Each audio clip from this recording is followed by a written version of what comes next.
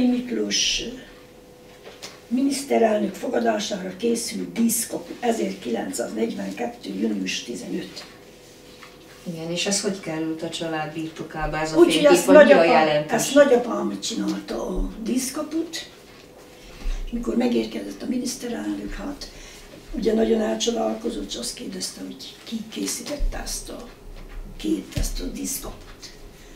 És mondták, hogy ki hát nem akart nagyapám eljönni, de aztán annyira meggyőzték, hogy valahogy odajött, és aztán nagyon megdicsérte, hogy a díszkaput nagyapám csinálta. És nem ez volt az első nagy teljesítménye nagytatának?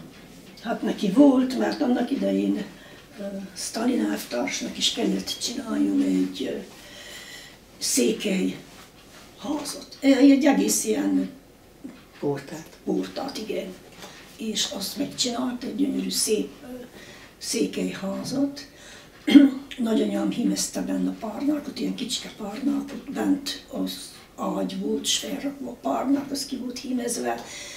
Szépen meg volt cserepek, külön cserepek, fából külön cserepek, és az úgy volt felrakva a ház tetejére, be volt kerítve szépen ilyen kerítéssel, és az udvaron elkezdve a farakástól, a gémes kút, a tőke, a kicsi fenszével, kert, kutya volt, macska volt, minden gyönyörű volt, hát nagyon szép volt. Azt elvitték, aztán, hogy hova került el, kihez nem tudom, de gyönyörű volt, na. De nincs fénykép róla, sajnos nincs fénykép róla. Hát az körülbelül így egy olyan, mennyi lehetett 2 méterszer 3 méter, egy olyan jó nagy volt, nagyon szép volt. És a vicces volt, például olyant is csinált nagyapám, hogy nagy hó lett, ugye abban az időben nagy halak voltak. És fogta magát reggelkor a fejkel, bement az utcafenekibe, és szépen a útat csinált, de az útat így csinálta, mert ki végig kacskarításon. És akkor benne a kapun belül figyelte, szitta, ki az a hülye, aki azt az útat csinálta. Kinek volt ennyi esze, hát úgy elszédültek, minek írtak meg. Akkor nagy havak voltak, ugye. Akkor azt is megcsinált, hogy a testvér a szomszédban lakott, és úgy ablak volt az udvarukra, és nagy hova kiment, és felrakta jó magasra az ajtó előtt a havat, ugye egészen magasra. És nagyapám a testvére ugye jött ki reggel, és úgy hívtak egymást, hogy babám, a feleségemnek. És kiáltott, hogy gyere babám, nézd meg akkora hóban, hogy az ajtón nem lehet kimenni. Ők ugye hirtelen, mikor kinyitották az a nagy hó, akkor aztán kacagták, nagyapám leste, hogy ha mi a... Úgyhogy volt benne így humor, de na... Szóval erősen jó pufa öregek voltak, mert a 2 testvére mindig karácsonykor például az öregekhez örökké halra vittek, ugye még jött az angyal, és akkor ott a konyhában volt egy kicsi ilyen szellőztetőjük fel a padlásra, és cipész volt. Nagybátyám is bement a kamarába, és ott örökké fejbe jött a Mikulás, ugye egy cipő, ilyen kaptafával, és akkor jött ki, hű, azt mondja, az Mikulás itt járt, ne fejbe ütött. És akkor már vártuk, hogy ott ereszkedett le a csomag. Aztán a csomagot örökké engedték le, de hát akkor mi volt a csomagban? Dió, alma, mágból csináltak, cukorszirupból olyan kicsi gömböket, hát nem volt ugye abban a háború után. Na hát annak úgy örváltünk, hogy... És akkor aztán vittek haza, mert megjött az angyal. Egy alkalomkor nyulat kaptunk, 3 nyulat az angyaltól. Aztán azokat még fogdostuk össze, hol az ágyalat, hol így. Úgyhogy ilyen nagyon viccesek voltak, vagy ilyen tőbuzafosztóka volt, ugye, hát akkor sokat jártak a szomszédokat. Olyan meséket mondtak, olyan jó meséket, úgy élveztük, hogy az ünnep volt nekünk, mikor így az öregekkel összeültünk, vagy hogy együtt tudtunk az öregekkel lenni. Nagyapám az Balázs Béla volt, nagyanyám pedig Gál Rózália. És nagyapám ugye mondtam, hogy ez Aszlótaringiából származtak a szülők, és Köpecbányán dolgoztak, ott laktak, és onnan akkor házasodott meg, aztán nagyapám elvette nagyanyámot, 2 gyermekük született, ugye Bélas Rózáliás, Béla pedig 16 éves korában meghalt. Akkor van egy nagyapámnak egy ilyen kéziratos ilyen naplója, hát nem volt sokáig, mert 2 hónapig volt, de minden napra leírta, hogy mi történik. És akkor itt előírta, hogy ezt a könyvecskét küldöm nektek emlékül, lássátok legalább, milyen volt a sorom 1916. augusztus 28-tól kezdve október 27-ig. Édes Rózsikám és Rózsika kislányom, ezt a könyvecskét küldöm nektek emlékül, lássátok legalább, milyen volt a sorsotok 1916. augusztus 28-tól kezdve, és milyen volt az enyém október 27-ig. Az ember feledékeny, de betűk megmaradnak. Legyetek jók, istenfélők, s ha az ég megsegít, hogy újra rendben lesz a világ, lebegjen szemetek előtt, hogy az Isten, ha vesz is, de vigasztal, és hálával sohasem szabad elmaradni. Ölellek, csókollak, szerető Bélád, atyád. Előszó. Sok viszontagság, baj éri az embert élete folyamán. Isten rendelésre ez, hogy szabad akaratával folyásolhassa be dolgait. Hanem nem mindenkinek jut ki a sorstól, hogy szabad akarata szerint intézze sorsát. Sok baj, keserűség jut az emberiség nyakába, egy-egy önző, kegyetlen, lelkiismeretlen ember miatt. Ebbe a füzetbe is arról van pár sor megírva, hogy mi sok baj zúdult az emberiség néhány kegyetlen, véres szájú ember miatt pár napok alatt. Balázs Béla. Menekülés. 1916. augusztus 28-án reggel rendes napi munkához fogtam, és elkezdtem a cséplést. Javában folyt Ince Mózesnél Baróton. Délelőtt 11 óráig javában folyt a cséplésünk, mikor a munkás hiány miatt a szalma meggyűlt, és az eltakarítása véget a gépet megállítottam.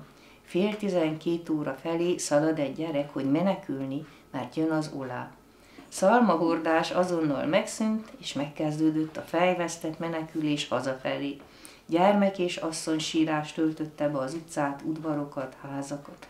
Nagy része azonnal hozzákezdett az elpakoláshoz, meg öltözködéshez. 1-2 óra múlva ünneplőbe szaladgáltak az utcán, szekerek meg társak után a meneküléshez.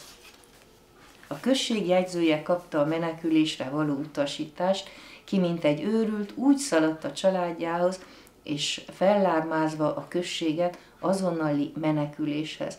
A lakosság teljesen ki volt zavarva az eszéből, mert senki menekülő a megye keleti részéből át nem vonult a községen, nem tudta, mit évő legyen.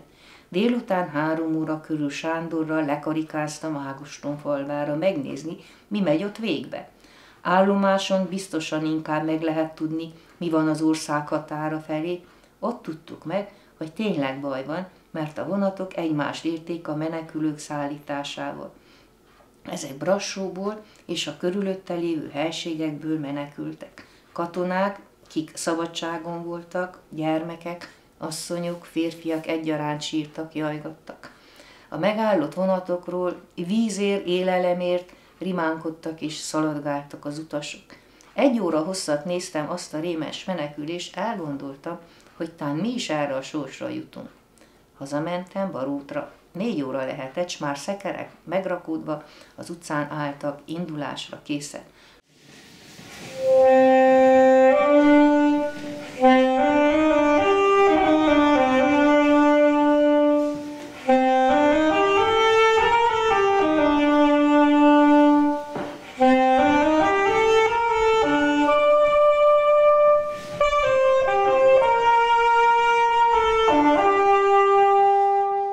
Fűszeres dobozokat faragott, és azok ugye ki voltak szépen festve. Nagyon nagy volt a kézügyessége, gyönyörűen rajzolt, mindent csak kézzel csinált. És fonógépet csinált rengeteget. Abban időben ugye sokat fontak a falun az asszonyok. És ilyen lábbal hajtós, ilyen kerékkel a fonógépet rengeteget csinált. Azt tudom, hogy azt gyártotta, nem győzte csinálni a fonógépet. Mindent meg tudott csinálni, ami egyszer létezik, minden. Van itt egy ilyen magyarországi lapból vágtam volt ki, azt írja rádió, amatőrség, alkonya. Nagyapám készített egy ilyen hanglampás, az igazi rádió amatőr készítő, 7 lámpás mindenvevő Balázs Béla Barót munkája. Ezt nagyapám, a testvére, nagyapám és a testvére, ő készítette ezt a rádiót. Nagyon értelmes, nagyon nagy eszőember volt. Nagyon nagy eszőember volt, hogy kár, hogy akkor ugye nem volt akkor úgy alkalom, hogy úgy feljöjjön, mi most. És itt egy kicsi faluban nagyon szép volt a rádió, csak sajnos eltűnt. Visszavenném szívesen, ha valaki tudna róla, vagy valami fel kell tennem az internetre, ha valaki esetleg tud róla, mert eltűnt. Úgyhogy nem tudom, hogy hova tűnt el a rádió, sajnos. Hát az egy nagy érték.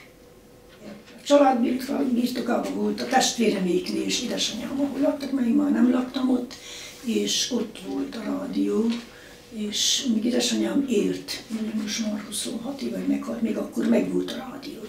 De aztán egyszer eltűnt, mikor el akartam hozni a rádiót, hogy édesanyám meghalt, testvérem meghalt, ugye már csak a feleséges, a gyermekei maradtak, ha gondoltam, már engem illet az a rádió, de mire mentem a rádió el volt tűnve, úgyhogy sose tudtam, nem tudtam, senki sem hallotta be, hogy a rádió hova tűnt el.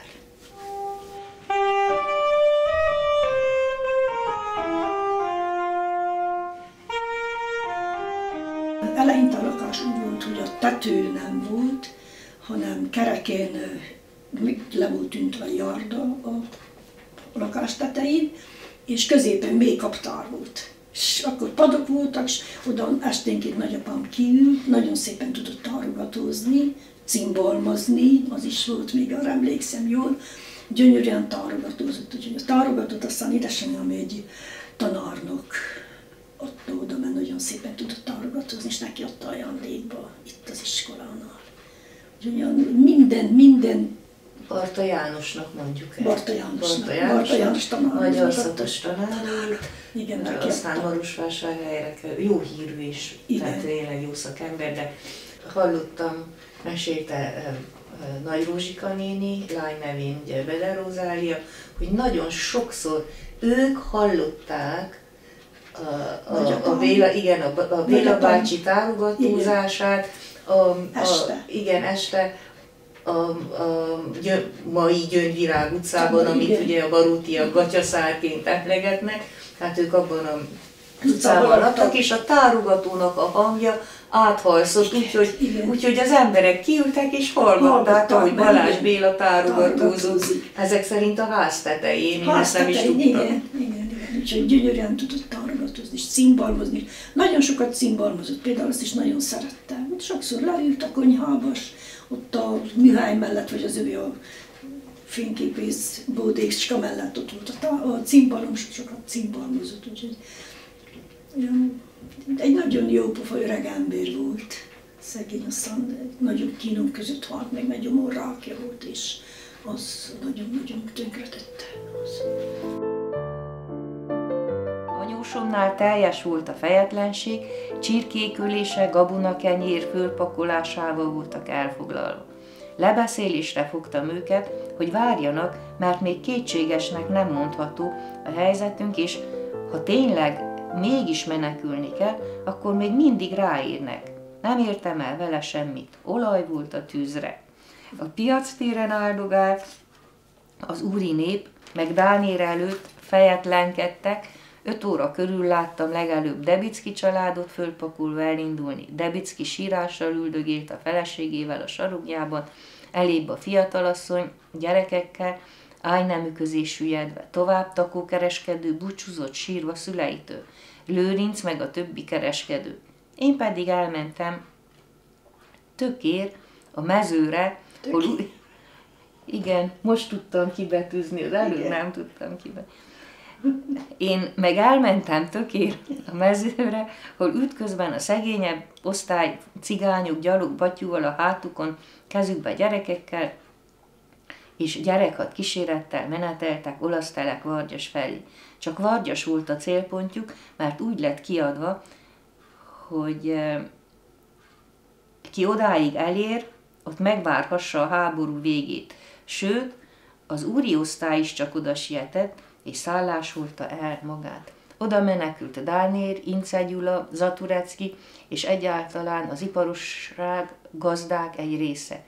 Míg többi része teljesen céltalanul jött-ment az esti órákban, hova és merre számít, ez is, az is.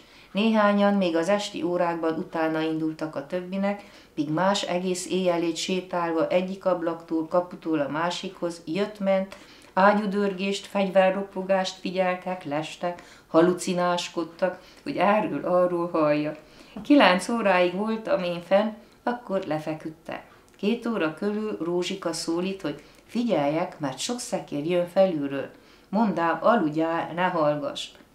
3 óra felé jön Lajos sógor, hogy csomagoljunk és menjünk mi is.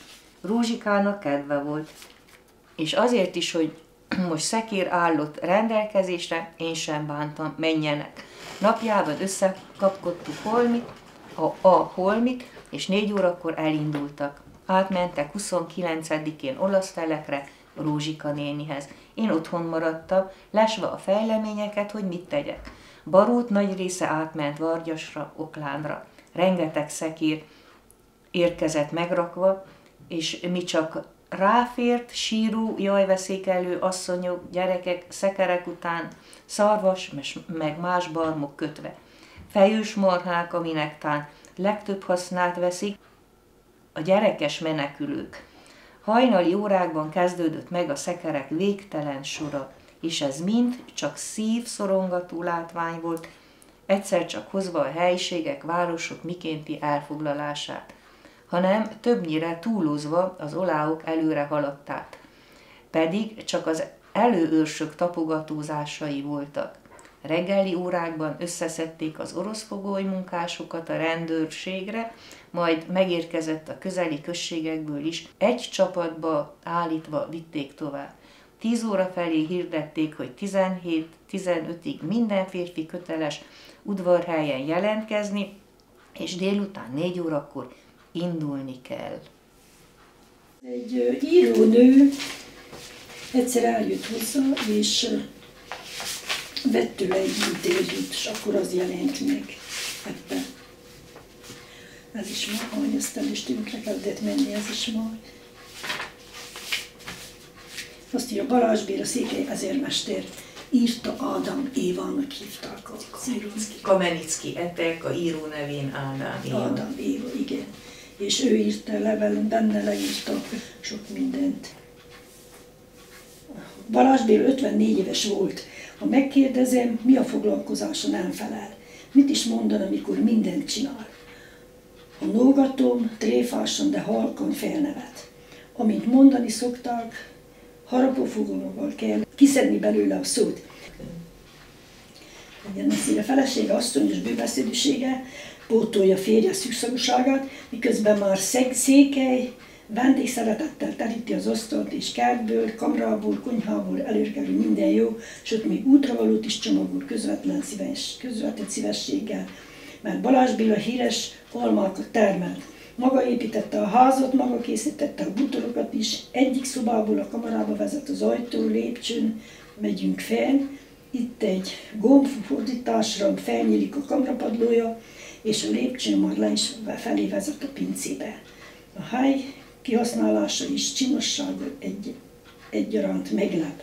A szoba mennyezetéből hatalmas faragott csillárcsünk, ezt is ő faragta. A konyha falán egy díszes fűszeres polc, amely székely kaput ábrázol. Színes festéssel, faragással, kisebb-nagyobb kapu nyílnak a falon, belül faragott csínos dobozok. Vázák mind székely modorban. A konyhában alig lehet lépni, ott van a műhely. Egyik sarokban egymás hegyén hátán színes festett gyermekjátékok, dobozok, szobrok, vázák, mérlegsúlyok színes festéssel, remek faragásokkal. Ott áll a másik sarokban a fényképészeti kamra, mert Balázs Béla fényképész is azon kívül, hogy ki birtokán gazdálkodik. Rengetegen jártak oda fényképezni ott. Olyan tényleg olyan kezdetleges volt az egész, neki nem volt az a... Mivel fényképezett? Hát ilyen alványra tette a fény, ilyen alványon volt a fénykép, és abban leterítette a fejét, és úgy volt a fény, úgy fényképezett. Akkor az volt ugye nem volt egy nagyon, mondom, egy kicsi helyen volt neki az a műhelyából, képeket előhívta. Aztán, hogy nagyította, hogy ezt is a képet hogy tudta kinagyítani, akkor arra ilyen papírra, és azt ő tudja, nem tudom azt, hogy csinált. Ugye még én is, mikor meghalt, 15 éves voltam, még 16 sem voltam. Úgyhogy, amit csak úgy láttunk tőle, ugye, és én mondjuk nagyon sokat segítettem neki, főleg akkor, mikor a bulletin-képeket kellett csinálni, ugye, a háború után mindenkinek bulletin-képet. Akkor rengeteget, hát nem, még sokszor éjjel is dolgoztunk, én is. Volt, arra nem tudom hány kép volt, és azt vágtam szépen le, hogy az legyen egyforma. Nem volt akkor olyan vágós, mert ollóval vágtuk le, avval vágtam le, azt segítettem neki, azt szerettem. Akkor nagy forgalom volt nálunk, mert tényleg egyik ember a másiknak adta az ajtót, hogy a fényképezni, ott rengetegen az egész Barócs, a környék, itt Nagybacos, Kisbacos, Bölös, Hermans, Rákos, mindenki ide járt fényképezni nagyapámhoz. És tényleg olyan volt, hogy a gyermekeket és a szegényeket azokat nem vett el pénzt. Nagyon jó lelki volt ő, a szegényeket nagyon sajnálta. Még képes volt tényleg cipőt is csinált neki. A testvérinek a férje cipész volt, és biztos onnan ellesett valamiket, mert hogy nagyon hamar fogott az esze, hamar mindent meg tudott tanulni.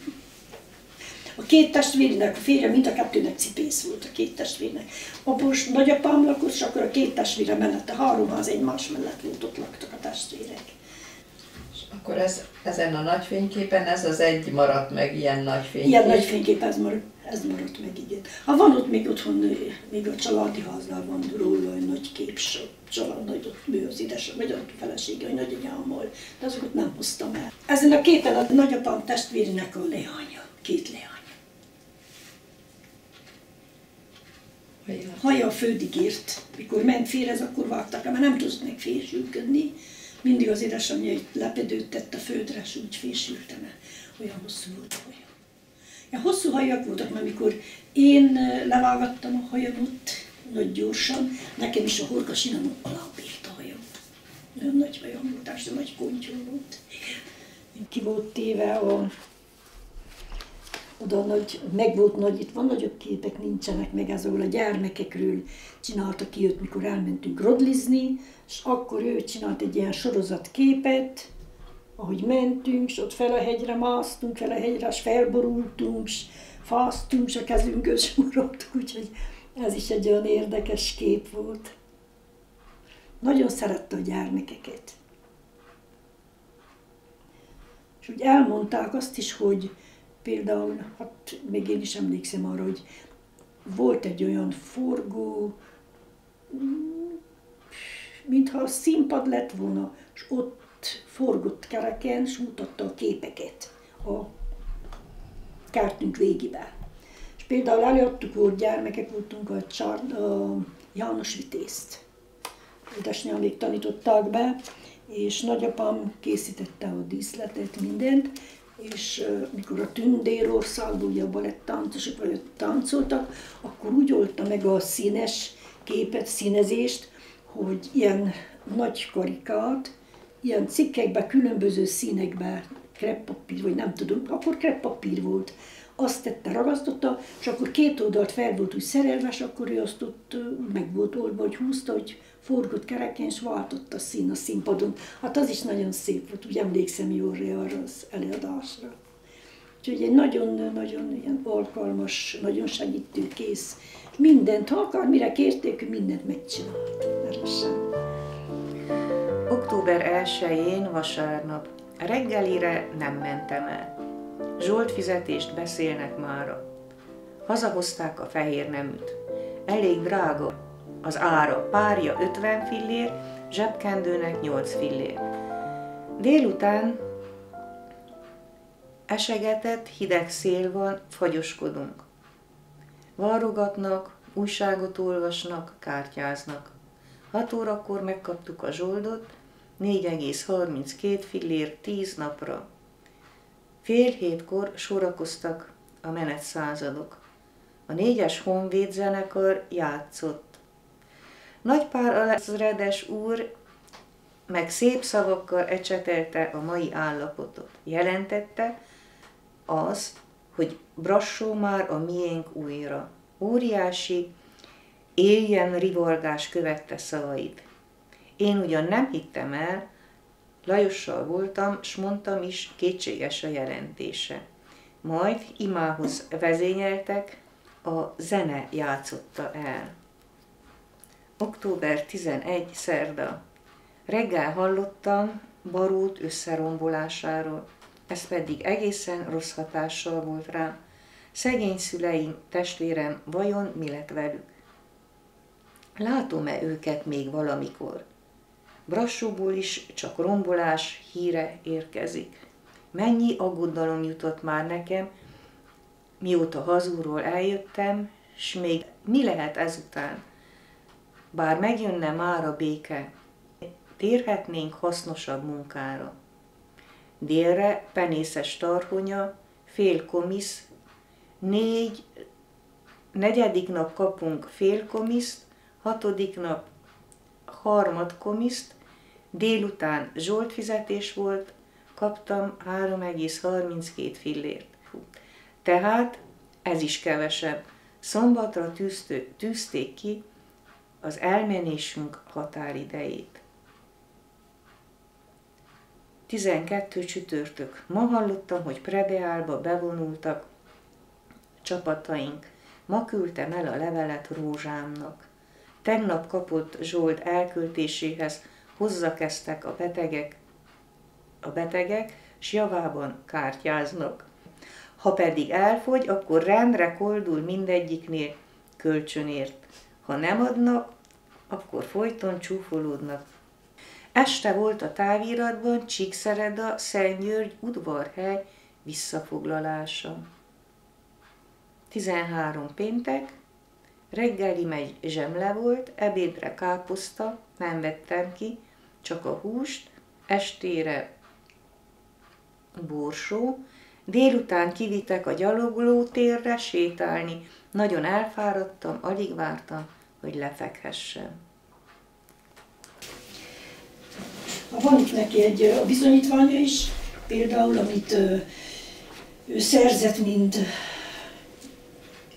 itt írja, hogy 1884. szeptember 15-én Barót református vallású alulírott vizsgáló bizottság előtt 1904 évi március 12-én napján a távirda és a távbeszélő szolgálat ismereteiből jelesen vizsgázott 1904-ben. Ez akkor van, 1904-ben ez a bizonyítvány az övé, amit ő elvégzett távíró és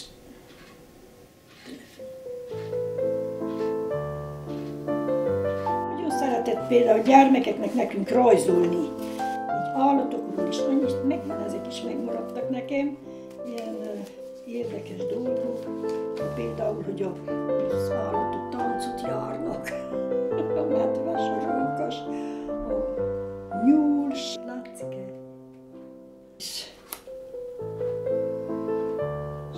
Például az iskolában menjen a pillangós, a tanárra.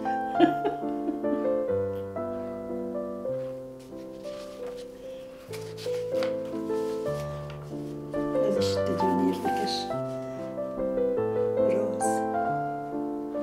Akkor itt van megint egy egész, egy ház, az is egy utal sor. Ez egy olyan erdei ház, úgy képzelem el, hogy az van egy erdei háznál. Az erdőn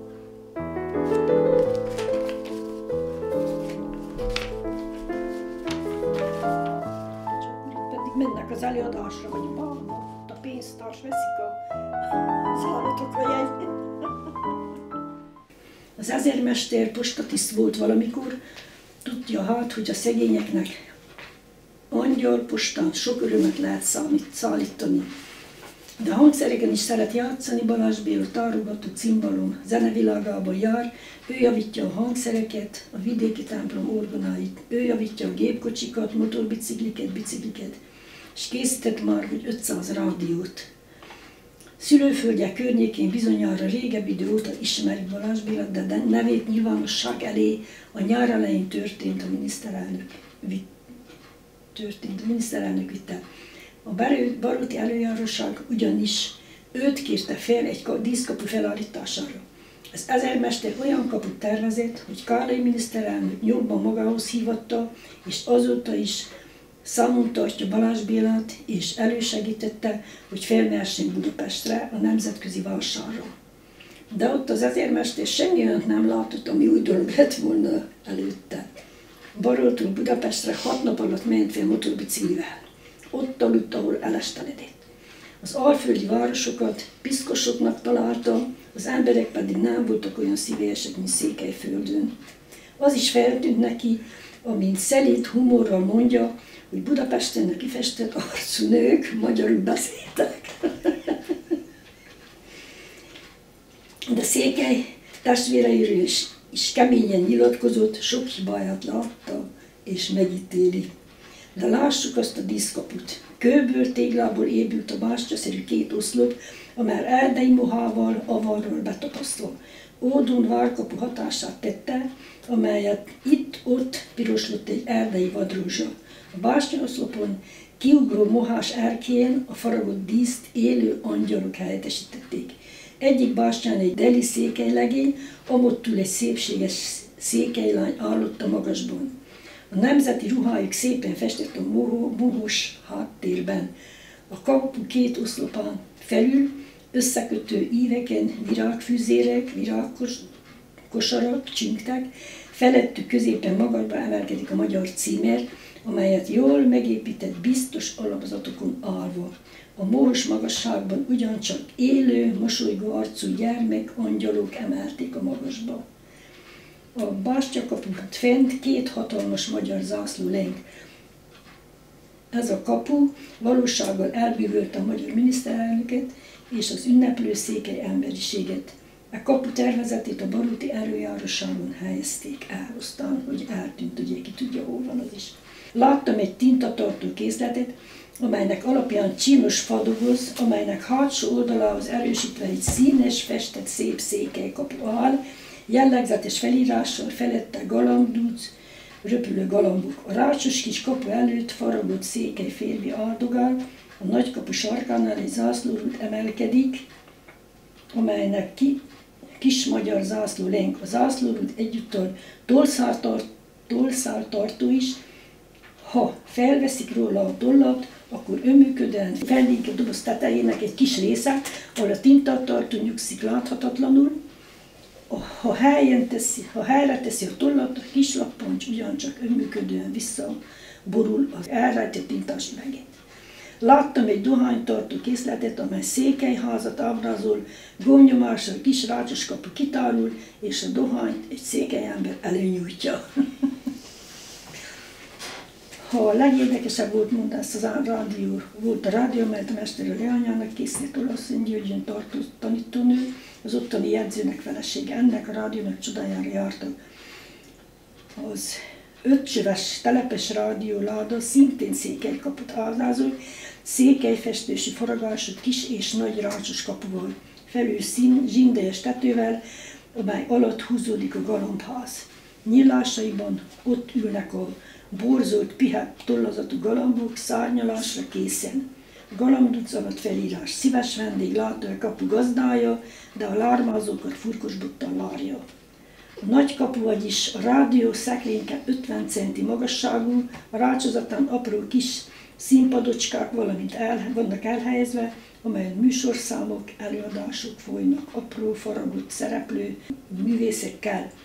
Közbül díszlik az orgona, amely elől ott ül az életeleven orgonista, a felolvasó asztal előtt ül a komoly tekintetű előadó, amott egy elegáns tartású frakkos művész hegedűr. Feljátszik a szalonzenekar, lennebb a cigányzenekar, ott van egy nagybőgő, a cimbalom, egyik sarokban színi előadás folyik, jelmezes szereplőkkel.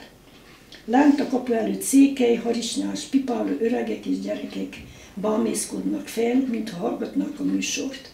A kiskapu félfán a rádióállomások neve van felírva, Budapest, Róma, Berlin, stb.